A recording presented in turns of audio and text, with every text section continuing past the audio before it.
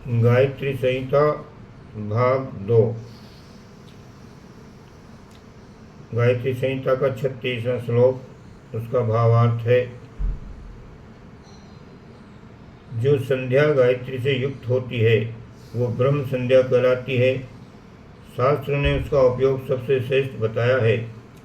पतितों को उच्चता और पापियों को उनके पापों का विनाश, ये दोनों कार्य इन वेदों की माता गायत्री की अनंत कृपा से ही होते हैं। 37वां श्लोक है।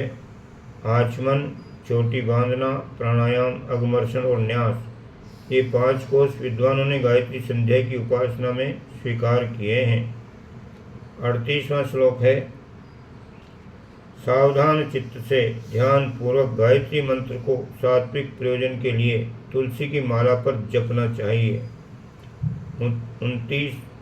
39वां श्लोक का भावार्थ है। प्रतिदिन कम से कम एक माला यानी 108 मंत्रों का जप अवश्य ही करना चाहिए। 40वां श्लोक है। बाह्य ब्रह्म मुहूर्त में पूर्वाभिमुख होकर मेरुदंड को सीधा कर पद्मासन पर बैठकर संध्या वंदन करें। 41वां श्लोक है।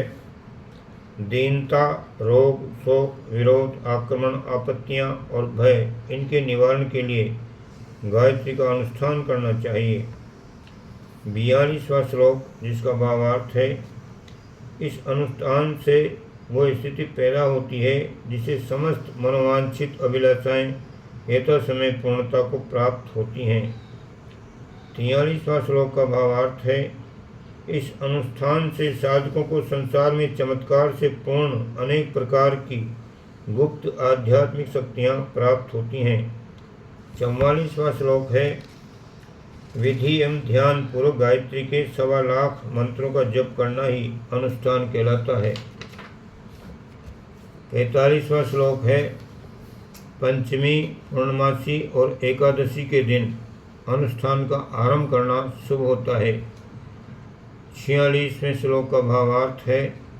2 महीने में अथवा 40 दिनों में बिना नागा किए तथा नित्य समान संख्याओं में जप करता हुआ उस अनुष्ठान को पूर्ण करें। 47वें श्लोक का भावार्थ है। प्रेम से सुंदर और ऊंचे आसन पर गायत्री की प्रतिमा स्थापित करके उसकी भली प्रकार प्रतिष्ठा करनी चाहिए। 48वां श्लोक, उसका भावार्थ है। इस प्रकार से गायत्री की स्थापना करके तदंतर उन्हें नमस्कार करके दीपक, धूप, नैवेद्य और चंदन तथा अक्षत, इन सब से उसका पूजन करें। 49वां श्लोक है। बुद्धिमानों को चाहिए कि वो पूजा के अनंतर भक्ति से गायत्री का जप आरंभ करें। जप के समय मन को श्रद्धा से युक्त और स्थिर कर लेना चाहिए। 50वां श्लोक, उसका भावार्थ है। और यदि किसी काम से साधना समय के बीच में ही उठना पड़े तो फिर पानी से हाथ मुंह धोकर बैठना चाहिए। 51 और 52 श्लोक का भावार्थ है।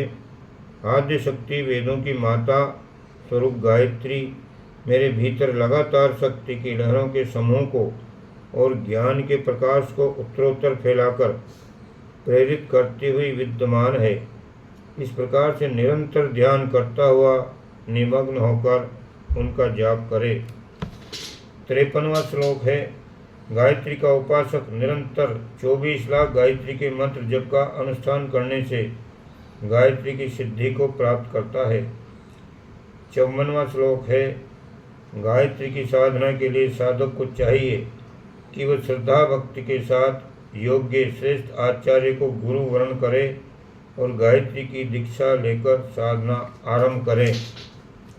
55वां श्लोक है।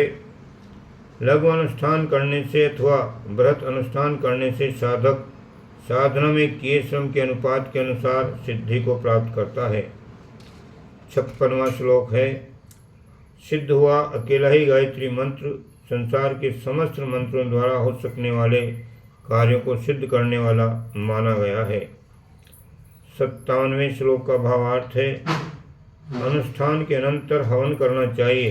तदंतर शक्ति के अनुसार दान और ब्रह्मभोज कराना चाहिए। 58वां श्लोक है।